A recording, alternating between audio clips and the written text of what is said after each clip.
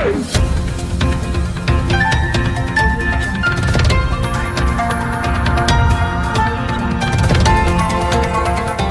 देख रहे हैं मगरा न्यूज राजस्थान, खबरें सबसे तेज।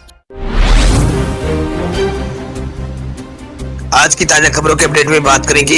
100, 10 और 5 रुपए के पुराने नोटों को बंद होने को लेकर यहां पर आरबीआई ने दी है अहम जानकारी। इस खबर के बारे में करेंगे बात। साथ ही बेरोजगार युवाओं के लिए यहां पर रोजगार से जुड़ी एक बड़ी खबर आ रही है सामने, इस खबर के बारे में करेंगे बात। साथ ही देश के कई राज्यों में बर्ड फ्लू को लेकर यहां पर मामले बर्ड फ्लू के बढ़ रहे हैं। बर्ड फ्लू के लिए क्या है नया अपडेट, इस खबर के बारे में करेंगे बात। साथ ही देश में स्कूल, कॉलेज और यहाँ पर कोचिंग संस्थानों को खोलने को लेकर एक बड़ी खबर है। वही बैंक खाता धारक के लिए जरूरी खबर है। यूपीआई से अगर आप पेमेंट करते हैं तो आज के आपके लिए बहुत जरूरी अपडेट देखेंगे आप इस बुलेटिन में। साथ ही मोदी सरकार से जुड़ी एक बड़ी खबर, मोदी सरकार ने आज एक नई सेवा लॉन्च की है, इस खबर के बारे में करेंगे बात। साथ ही कुल मिलाकर आज की तमाम बड़ी और काम की खबरें पूरे विस्तार से देखेंगे आप इस बुलेटिन में एक एक करके। मार्च महीने के बाद नहीं चलेंगे पुराने 100, 10 और 5 रुपए के नोट, आरबीआई ने दी है जानकारी। 100 रुपए, 10 रुपए और 5 रुपए के पुराने नोट को चलन को लेकर आरबीआई की तरफ से एक अहम जानकारी दी गई है। भारतीय रिजर्व बैंक के मुताबिक मार्च अप्रैल के बाद ये सभी पुराने नोट चलन से बाहर हो जाएंगे। ये जानकारी रिजर्व बैंक ऑफ इंडिया के जनरल मैनेजर बी महेश की ओर से दी गई है।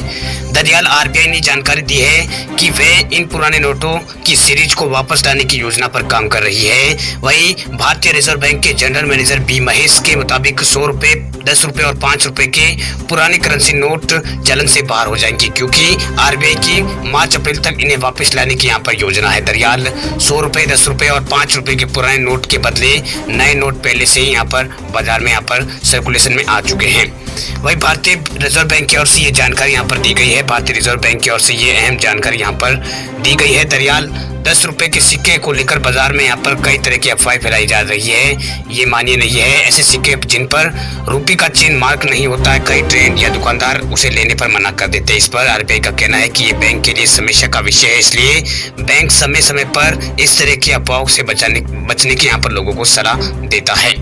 वहीं भारतीय रिजर्व बैंक की ओर से 100 रुपए का नया नोट साल 2019 में जारी किया गया था। दरअसल नोटबंदी में जिस तरह 500 और 1000 के नोट बंद करने पर अफरा तफरी मच गई थी, इसलिए आरबीआई ने अचानक से कोई भी पुराना नोट बंद नहीं करना चाहती है। इसलिए पहले बाजार में उस मूल्य के नए नोट सर्कुलर में लाया जाता है। इसके चलन में पूरी तरह से आने के बाद यहाँ पर पुराने नोटों को बंद करने की यहाँ पर फैसला लिया जाता है। वही भारतीय रिजर्व बैंक ने साल 2019 में 100 रुपए के नोट जारी किए, तभी साफ कर दिया था कि पहले जारी किए गए सभी 100 रुपए के नोट भी कानूनी रूप से यहाँ पर जारी रहेंगे। इसके अलावा केंद्रीय बैंक ने 8 नवंबर 2016 को नोटबंदी के बाद 2000 रुपए के अलावा 200 रुपए का नोट भी यहाँ पर जारी किया था। देश में तेजी से पैर पसार रहा है बर्ड फ्लू, देश के 12 राज्यों में अब तक हो चुकी है पुष्टि। कोरोना वायरस महामारी को लेकर जारी लड़ाई के बीच अब बर्ड फ्लू देश में समस्या बनकर पैर पसार रहा है। मत्स्य पालन, पशुपालन और डेयरी मंत्रालय ने बताया है कि 23 जनवरी 2021 तक देश के 12 राज्यों में बर्ड फ्लू की पुष्टि हो चुकी है। इन राज्यों में कौवा और प्रवासी पक्षियों और जंगली पक्षियों में यहाँ पर बर्ड फ्लू की पुष्टि हुई है। आपको बता दें कि बर्ड फ्लू के बढ़ते मामलों को देखते हुए भारतीय खाद्य सुरक्षा एवं मानक प्राधिकरण यानी एफएसएसआई ने यहाँ पर सलाह दी है कि आधे उबले अंडे और अध पके चिकन लोगों को ना खाने की यहाँ पर सलाह दी गई है। वही पशुपालन मंत्रालय के मुताबिक शनिवार को देश के 12 राज्यों में यहाँ पर शनिवार तक देश के 12 राज्यों में यहाँ पर बर्ड फ्लू की पुष्टि हो चुकी है। मध्य प्रदेश, हरियाणा, छत्तीसगढ़, हिमाचल प्रदेश, गुजरात, उत्तर प्रदेश, उत्तराखंड, दिल्ली, राजस्थान, जम्मू कश्मीर और पंजाब तक यहाँ पर बर्ड फ्लू ने अपना पैर पसार दिया, यानी इन राज्यों में यहाँ पर बर्ड फ्लू की पुष्टि हो चुकी है। यहाँ के पक्षियों में यहाँ पर बर्ड फ्लू की पुष्टि की गई है। इसके अलावा 9 राज्य केरल, हरियाणा, मध्य प्रदेश, महाराष्ट्र, छत्तीसगढ़, उत्तराखंड, गुजरात, उत्तर प्रदेश, पंजाब में यहाँ पर पोल्ट्री फार्म के पक्षियों में भी बर्ड फ्लू का यहाँ पर पुष्टि यहाँ पर हुई है। इनमें भी प्रकोप यहाँ पर देखा गया है। आपको बता दें कि भारत में बर्ड फ्लू के मामले मुख्य रूप से सर्दियों में देखने को मिलते हैं। इसका एक कारण बाहर से आने वाले प्रवासी पक्षियों को बताया जाता है। मत्स्य पालन, पशुपालन और डेयरी मंत्रालय ने अपने एक बयान में कहा है कि 23 जनवरी तक देश के 12 राज्यों में पोल्ट्री पक्षियों और अन्य राज्यों में कौवा और प्रवासी पक्षियों में इस बर्ड फ्लू की यहाँ पर पुष्टि हुई है। ऐसे में सभी स्थानों पर कड़ी निगरानी का काम जारी है। जहां कौवा और प्रवासी पक्षियों और जंगली पक्षियों में संक्रमण का पता चला है, वहां पर यहाँ पर निगरानी बढ़ा दी गई है। यूपीआई यूजर्स के लिए नेशनल पेमेंट कॉर्पोरेशन ने जारी किया है अलर्ट। इस समय ना करें पेमेंट, वरना फंस सकता है आपका पैसा। कोरोना काल में यूपीआई और डिजिटल पेमेंट का चलन तेजी से बढ़ गया है। आप भी अगर यूपीआई से पेमेंट करते हैं तो अगले कुछ दिनों में रात के वक्त आपको कुछ परेशानी हो सकती है। दरअसल national payment corporation of India यानी एनपीसीआई ने एक अलर्ट यहाँ पर जारी किया और यूजर्स को बताया है कि आधी रात के बाद से यूपीआई पेमेंट में दिक्कत आ सकती है। एनपीसीआई ने ट्विटर पर यह जानकारी यहाँ पर दी है। एनपीसीआई ने कहा है कि लोगों को रात 1 बजे से 3 बजे के बीच यूपीआई पेमेंट नहीं करना चाहिए। वहीं एनपीसीआई ने इस बात की जानकारी देते हुए एक ट्वीट किया है कि इसमें कहा गया कि आपके पेमेंट के एक्सपीरियंस को बेहतर बनाने के लिए सिस्टम को रात 1 बजे से लेकर 3 बजे तक अपग्रेड यहाँ पर किया जा रहा है। ऐसे में इस समय में आपको पेमेंट करने में दिक्कत का सामना करना पड़ सकता है। वहीं एनपीसीआई का कहना है कि परेशानी से बचने के लिए यूजर्स को चाहिए कि इससे जुड़ी जानकारी काम के दिन ही यहाँ पर पूरी कर ले।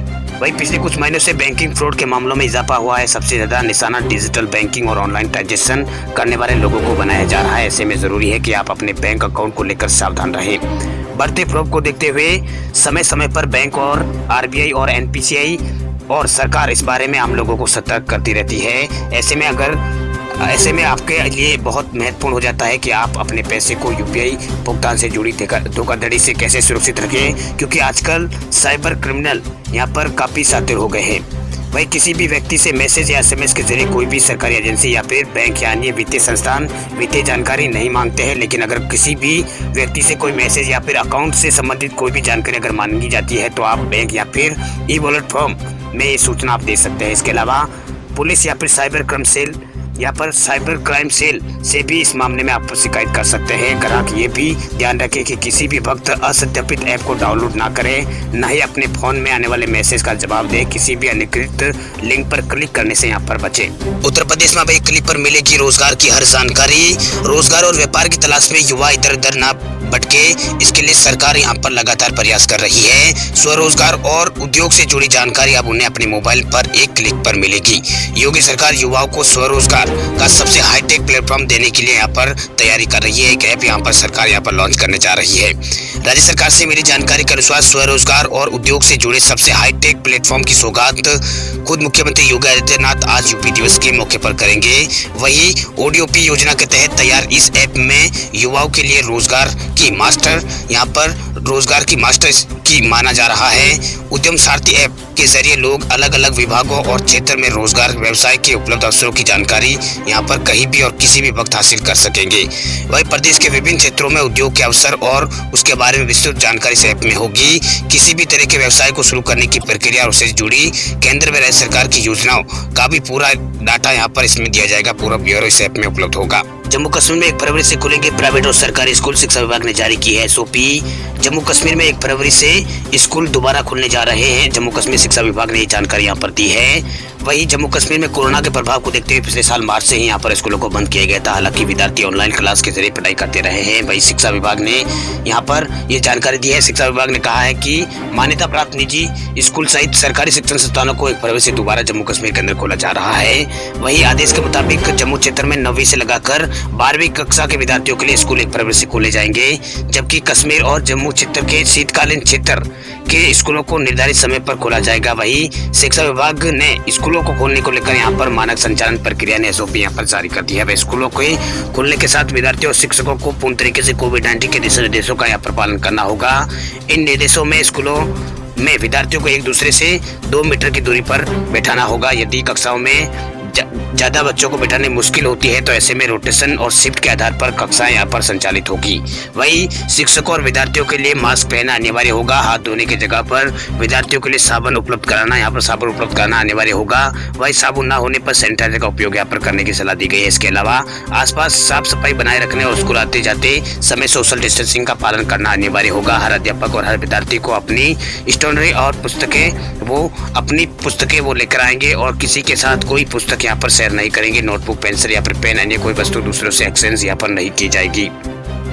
अब बात करें देश भर के कोरोना आंकड़ों की, तो देश में लगातार दूसरे दिन 15,000 से कम आए हैं कोरोना के केस। अब तक भारत में 13,90,000 के आसपास लोगों को लगाया जा चुका है कोरोना का टीका। देश में लगातार दूसरे दिन 15,000 से कम कोरोना के केस सामने आए हैं। पिछले 24 घंटों में 14,256 कोरोना के नए केस सामने आए हैं। इस दौरान पिछले 24 घंटों के अंदर 152 लोगों की कोरोना के कारण मौत हुई है। वह स्वास्थ्य मंत्रालय की ओर से जारी किए गए ताजा आंकड़ों के अनुसार पिछले 24 घंटों में भारत में 17,130 लोग कोरोना से ठीक हुए हैं। इन्हें अस्पतालों से छुट्टी मिली है। इसी के साथ देश में कोरोना के कुल मामलों की संख्या बढ़कर 1,06,39,784 हो गई है। वही स्वास्थ्य मंत्रालय की ओर से जारी किए गए आंकड़ों के अनुसार अब तक भारत में 1,53,000 से अधिक लोगों की कोरोना के कारण मौत हो चुकी है। कुल एक्टिव केस भारत में घटकर 1,25,000 के आसपास आ गए हैं। अब तक कुल 1,03,00,000 से ज्यादा लोग कोरोना को मात देकर ठीक हो चुके हैं। भारतीय चिकित्सा अनुसंधान परिषद यानी आईसीएमआर के मुताबिक 22 जनवरी तक कोरोना वायरस के लिए भारत में कुल 19,09,25,000 कोरोना सैंपल टेस्ट किए गए, जिनमें यहाँ पर 8,37,000 सैंपल यहाँ पर कल यहाँ पर टेस्ट किए गए थे। वही सभी राज्यों और केंद्र शासित प्रदेशों में कोरोना वायरस का रिकवरी रेट 90% से ज्यादा है। रात की बात यह है कि मृत्यु एक्टिव केस की रेट में लगातार गिरावट दर्ज की जा रही है। देश में कोरोना मृत्यु दर 1.44% है, जबकि रिकवरी रेट भारत में 57% के लगभग है। वही एक्टिव केस 2% से भी कम भारत में बचे हैं। भारत में शुक्रवार को पिछले 24 घंटों में 3,73,000 लोगों को यहाँ पर कोरोना का टीका लगाया गया है, जिसमें कुल टीका लगाने वालों की संख्या बढ़कर 13,90,000 के आसपास पहुंच चुकी है। वही टीकाकरण अभियान के 7वें दिन शाम 6 बजे तक टीकाकरण के साइड इफेक्ट के कुल यहाँ पर 267 मामले सामने आए हैं। ये टीकाकरण अभियान भारत में 16 जनवरी से शुरू हुआ था। वही टीकाकरण अभियान शुरू होने के बाद शुक्रवार शाम 6 बजे तक टीका लगाने वाले कुल लाभार्थियों में आंध्र प्रदेश में 1,27,000, बिहार में 63,000 और कर्नाटक में 1,82,000 अब तक लोगों ने टीका लगा दिया है, 1,82,000 के आसपास। वही केरल में अब तक 1,82,000 के आसपास लोगों ने यहाँ पर भी टीका लगवा दिया है। गुजरात में 42,000 स्वास्थ्य कर्मियों को टीका लगाया जा चुका है। वही पश्चिम बंगाल में 80,000 के आसपास लोगों को यहाँ पर टीका लगा दिया गया है। इसके अलावा देश के अन्य राज्यों में कोरोना के मामलों में लगातार बढ़ोतरी देखने को मिल रही है। कुछ राज्यों में कोरोना के मामले कम भी हो रहे हैं। महाराष्ट्र और केरल में कोरोना के मामले बढ़ रहे हैं। वहीं देश के बाकी राज्यों में यहाँ पर कोरोना के मामले घट रहे हैं। राजस्थान में कोरोना मरीजों की संख्या में भारी गिरावट आई है। मई 2020 के बाद अब तक यहाँ पर सबसे कम मामले राजस्थान में आए हैं सामने। देश में कोरोना के मामलों में गिरावट दर्ज की जा रही है। वही राजस्थान में भी कोरोना के मामलों में अब गिरावट दर्ज की जा रही है। 24 घंटों के भीतर राजस्थान में 201 कोरोना के नए मामले दर्ज हुए हैं। खबरों की दुनिया में आइए हमारे साथ कहीं भी और कभी भी जुड़िए। हम मिलेंगे फेसबुक पर, हम दिखेंगे यूट्यूब पर, हमें फॉलो कीजिए ट्विटर पर। देश प्रदेश की ताजा तरीन खबरों के लिए मगरा न्यूज राजस्थान के यूट्यूब चैनल को सब्सक्राइब कीजिए और साथ में घंटी का निशान दबाइए।